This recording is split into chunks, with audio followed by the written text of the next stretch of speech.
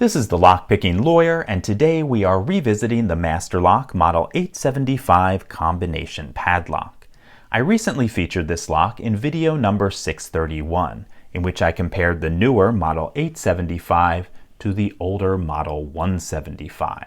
In that video, I talked about what Master Lock improved on the new lock, what's better on the old lock, and I also demonstrated how to decode the 875 very quickly without the use of any tools.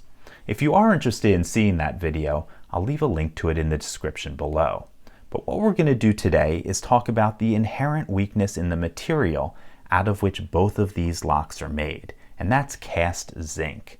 The problem with it is that it has a very low melting temperature, at least that's one of its problems. In fact, it's below 800 degrees Fahrenheit, which means that I could turn either one of these lock bodies into a puddle using nothing but a normal plumbing torch. Now, if you've been with me for a while, you may recall that my very first destructive entry video, video number 31, involved doing exactly that to a Master Lock 175. So, in homage of days gone by, we're going to be repeating that experiment with the Model 875. But before we do that, let's take a look at what's inside of the 875 so we can better plan the exploit. Now, what holds this shackle shut are these two steel rollers, and they cannot move inward because we have a zinc fork in the middle. So what we're going to need to do is melt away part of that zinc fork, which will allow the rollers to move inward and the shackle to open. To do that, we need to melt through the zinc outer casing, then the zinc clamshell, and then we're going to have to melt away part of that zinc fork. So we're obviously going to be directing the heat toward the upper portion of this lock. Unfortunately, we have a bit of rubber up here, which means this attack is going to smell my garage up something fierce.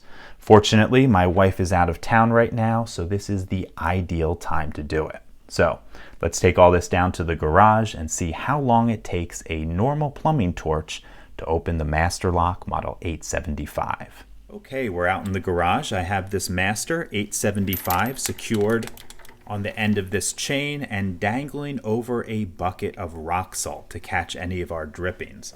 I'm going to be using this Bernzomatic MAPP gas plumbing torch, so let's see how long it takes us to get into this Master Lock.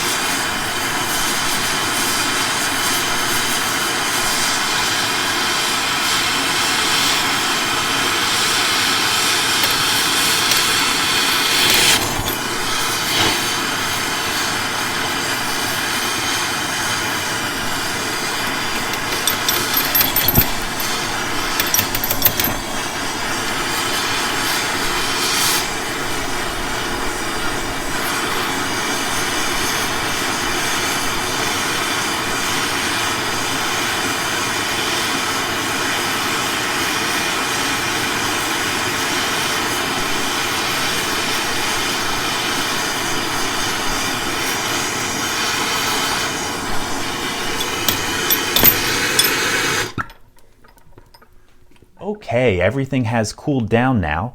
I did take a look at the video and it took exactly 1 minute and 40 seconds for this lock to open up, so not very long at all. If we look at the wreckage here, you can see the mode of failure is not what I had expected.